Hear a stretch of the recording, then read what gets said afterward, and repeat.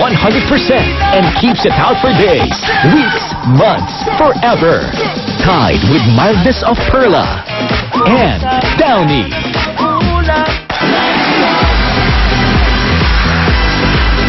Tuloy ang pagsabog ng galing dito sa inyong paboritong talentadong Pinoy worldwide. Okay, tila nahatak ang lahat sa lakas na ipinakita natin si Boy Hila. At narinig na natin ang komento ni Sweet kanina. Kaya ngayon, bago natin pakinggan ang hatol ni Lani at ni Direk Joey, tawagin natin si Boy Hila. Boy Hila, please join us here on stage.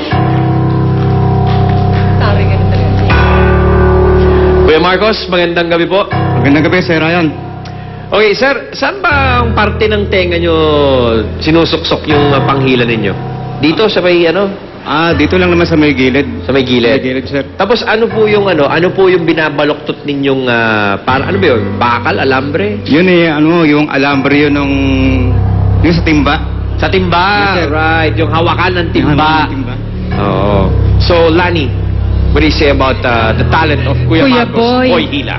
Kuya Boy, nakakamangha po kayo. Hindi po biro yung ginagawa nyo. Kasi eto nga lang, parang napakasensitibo na po ng tenga, hindi po ba?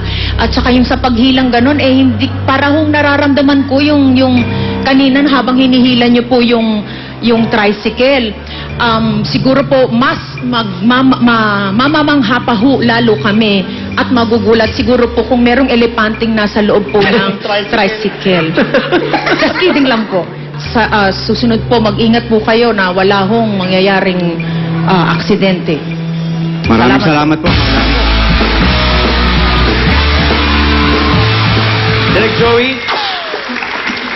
Sa gabing ito, namulat ang aking kaisipan sa bagong-bagong pananaw sa buhay. Marami nagsasabi, ang kapal ng mukha mo. Ang dami nagsasabi, ang tapang ng mukha mo. Kayo lang po ang pwede kong sabihin, ang lakas ng mukha nyo. Maraming salamat, Direk. Hindi pa po ako nakakatagpo ng tao na masasabihan kong, pare, ang lakas ng mukha mo. Na siyang hihigit pa sa kapal at tapang kung iisipin natin, hindi ba? Siguro po, nais ko lamang ihambing kayo kasi may isang episode ng Talentado na may isang babae na Si Neneng Hila. si Neneng Hila na humatak ng buok, leeg. Kinakatakot ko po kung sa isang pagkakataon ay magkasama kayo ni Neneng at anong uri ng mga anak ang inyong mga magiging produkto. Masasabi ko lang po ay uunlad ng isang bagong industriya na maaaring ikaangat na ekonomiya ng Pilipinas. Yun lang po. Maraming salamat, Silent Scouts. Kuya Marcos, Kuya Boy Hila, maraming salamat sa inyong pagpapakitang gilas at paalala lamang po mag-iingat po kayo sa tuwing gagawin nyo itong talentong ito. Maraming salamat, Sir Ryan. Thank you very much, Mamboy. Dito lang po kayo. Steady lang kayo dyan. Hindi lang best friend, kundi parang miyembro na ng pamilya ang turing ng ating susunod na talentado sa kanyang alagang aso. Kilalanin natin sina Chardy at Yuri. Si Yuri, lagi ko kasama. Kahit sa work ko, lagi ko kasama. Lahat ng galaw ko, alam niya. Yung trick style na ginagawa namin is to get her focus para sa akin siya lagi nakatingin. Dahil nagustuhan ko lang siya, for no reason, na-focus ko na yung sarili ko na yun ang gusto ko. Kahit may sakit ako, nasa tabi lang siya. Kasi talaga hindi siya nangungulit, sa bahay lang siya. They know kung malungkot ka or may nararamdaman ka, hindi sila yung ganun ka very demanding Hindi mo ma-define kung gaano ko siya kamahal talaga. Displaying the unique friendship between man and his best friend, here's Chardy Ang and Yuri.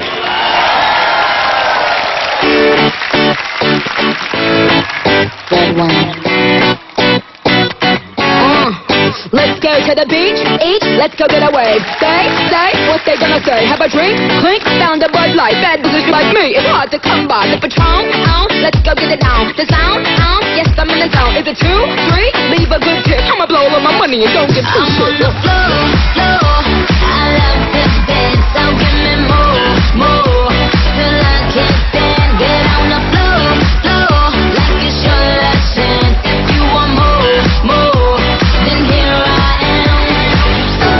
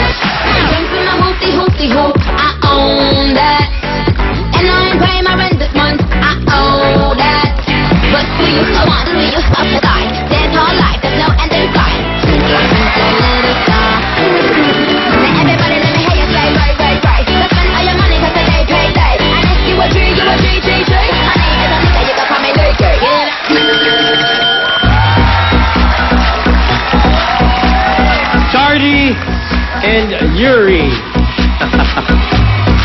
Magandang gabi, Chardy. And magandang gabi din sa'yo, Yuri. Meron ako dalawang askal na Alright, Yuri. Chardy, anong klaseng aso muna si Yuri? Anong Border breed? Collie. Border Collie. And ito bang training mo, how long does it take for you to train a dog to get to this point? Never stop. Never stop. You Basta never tuloy-tuloy stop. na training. like Yes. Bonding with your Yes. best friend. Okay? Yes. Alright. Are you impressed, sweet? Oo, ang cute! Ay, grabe. Chardy, ilang buwan mo na, o ilang taon mo na tinitrain niya si Yuri? 2 years and a half. Siya ilang taon na? 3. 2 years and a half. So since puppy pa lang, Yes. tinitrain na? Yes. Ay, ang husay-husay, ang cute-cute, ang ganda. Marami na akong nakita ng mga acts ng dog trainer tsaka yung aso, pero sa inyo kakaiba kasi sumisirkos, tsaka gusto ko yung nagbabalance siya sa paa mo, sa likod mo. Ang bongga, ako 3 aso ko, wala naman talent. Yung Shih Tzu ko mukhang bulldog. Yung Maltese ko may lus-lus.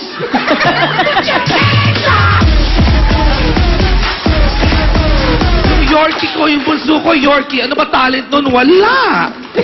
Itong aso mo, ang daming talent. Tsaka, sweet, if you take note, kasi hindi ko alam kung kakita nyo dyan sa malayo, he's very relaxed. Kahit sa dami ng tao, with the music, with the lights, he's not bothered at all. Sanay sa tao. Yes. Very well. Well, yung mga aso ko rin naman sanay sa tao. Madalas na nakikidnap yung mga yun. Binabalik lang pag nalalaman na ako may-ari. Kung in fairness sa'yo, Chardy, mabuhay ka, Thank ha? you. Sa lahat, Thank bongga you. ka.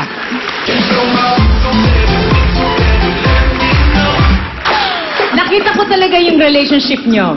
Kasi hindi magiging ganyan ka-effective at hindi magiging ganyan kaganda ang performance nyong dalawa kung hindi ganon close ang inyong relationship. Sinasabi nila, ay, ang galing ng dog, ang galing ng dog. Ang totoo nun, actually magaling ang trainer. Thank you. I'm a fan of Cesar Milan sa US, he's a dog whisperer. Sabi niya nga, ang aso hindi actually tinitrain. Actually, yung tao ang dapat itinitrain para maging mahusay ang aso. Kaya, alam mo, siguro, katulad niyan, ang ginagamit nyo ngayon, frisbee, meron ka pa bang baon sa bulsa mo, just in case, sa susunod, meron pang mga I still have 3 more dogs. Okay. 3 more dogs! Okay, so hindi ibang tricks ang gagawin mo if ever ibang dog ang isasama mo. Yes. Wala. May isa raw nagsisingkil. Singkil, hula hoop, palayok, kawayan. O baka may nakipaglaro sa pusa. O baka may aso itong nagsasalita. Winner ka na. Gusto ko lang sabihin sa inyo na napakaganda ng performance nyo. Salamat sa presentation Thank nyo. you. Talagang natuwa naman kami. Ako, I really love dogs. I have a big dog, which is a Labrador. Yan ang mga gusto kong klaseng aso. But see how mellow. He ba or she? She po. She. Okay. So thank you very much. Thank you and thank very you much. to Yuri. Very much.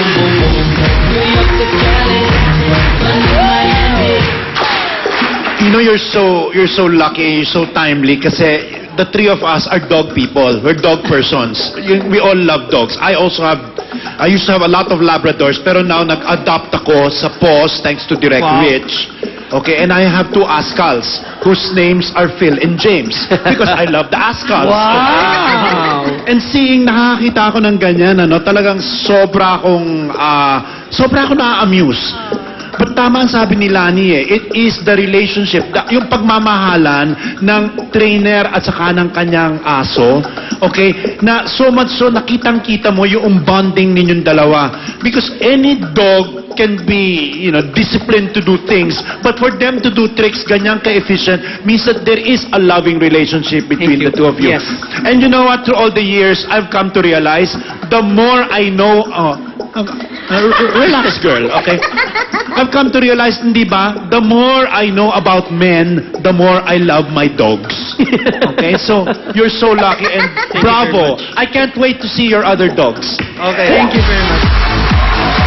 Thank you very much, Talent Scouts. Chardy, maraming salamat sa pagpapasikat niyo ni Yuri. Thank you, Ryan. Yuri, thank you very much. Very attentive. Alright, palakpakan po natin si Yuri. Isang awiting punong-puno ng pangarap ang handog ng ating huling talentado. Abangan ang kanyang tinig sa pagbabalik ng Talentadong Pinoy Worldwide.